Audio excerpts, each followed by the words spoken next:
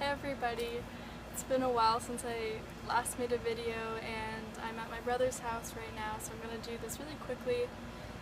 And I don't really have a specific thing I want to talk about as usual, but something that literally just came to my mind is the fact that, here's my topic, the fact that we need to recreate ourselves in every moment. That means allowing for, I feel like someone's listening, allowing for new conditions and new behaviors, new patterns in, and letting go of the old. So it's like a constant wave of becoming anew, releasing the old, becoming anew, releasing the old, and that is just as important with other relationships as well.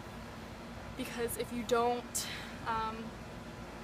let someone go in their old conditioning thoughts and actions, you cling to what they once were.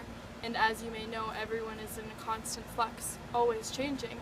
And so if you don't give that forgiveness for them to be that new person, or if you judge them for being that new person, then you aren't fully embracing their essence, in a way. And this goes back and forth between other and your relationship with yourself. So I'm starting to notice with me, I'm clinging so hard to,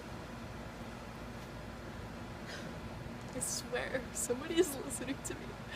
I'm clinging really hard to old patterns, old thought processes due to self-protection, and I'm starting to see that I must honor these things, and I must realize that this is the old part of me, but to let it go because I have this fear that I might lose my identity of who I used to be. And yes, I will lose that old conditioned self or that old view and representation of me, but if we don't allow for this, we don't welcome in new opportunity, new growth, new expansion. So this goes hand in hand with being gentle with yourself and forgiving. I think forgiving is the biggest and one of the most important things you can do for yourself and others. And through that process, you need to be present. Because if you're not being present, then how can you forgive someone from past experiences if you are still living in the past? You're associating yourself with this other person, in other relationship and identity that you once had and they once had, and if they're in the moment and they're experiencing their new higher self and you're in the past, then you really aren't meeting at a level where one can understand each other, and that calls for a lot of conflict, because here you are saying,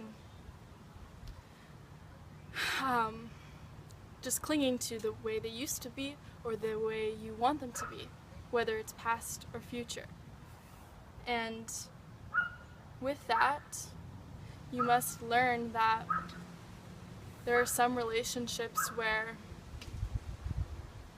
you've come to a certain point consciously, you yourself have come to a certain point, and maybe that other person served their purpose in your life in the past, and they taught you.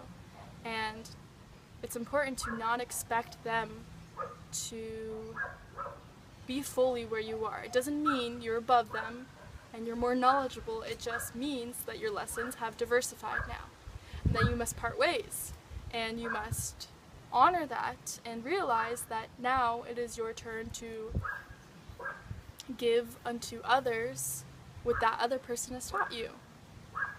And I want to say what's really important, and I learned this in Idaho with my tribe when we were doing a lot of healing and shedding. We did this thing called we cut each other's cords, so cord attachment, and we all have these, like I said, past and future expectations and desires with one another, especially with ourselves.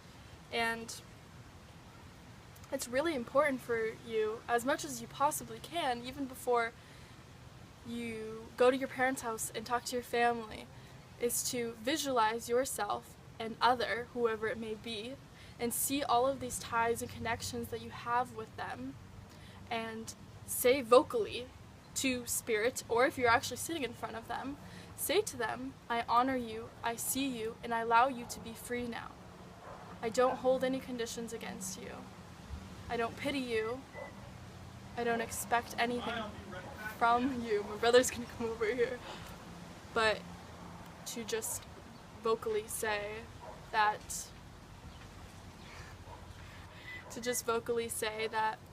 you have served me in this moment and I'm ready to release you. It's just a form of release, and it doesn't mean that you're exiting and pushing this person out of your life. It just means that you are recreating a new kind of relationship with this person. So when this happens, and the way it happens is you see each other, you fill each other with certain colors of light. So go down each chakra and you give your chakra color to their chakra color.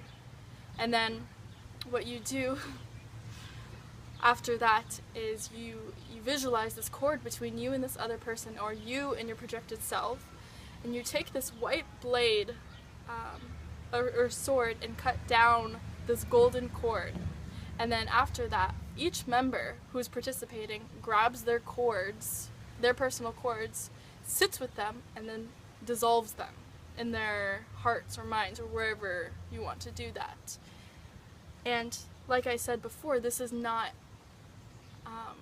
forcing someone out of your life. It's allowing them to be their new, more refined self in your presence, and to let go of the way your relationship used to be and used to serve you.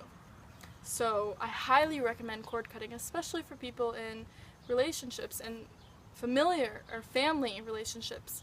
But a good one is with your exes or your past lovers or very intimate people where you've had these great pasts with, and you feel that it's dissolving in a negative way and you are attached. It's really good for releasing old attachment and allowing for one another to go forward in their life the way they need to go.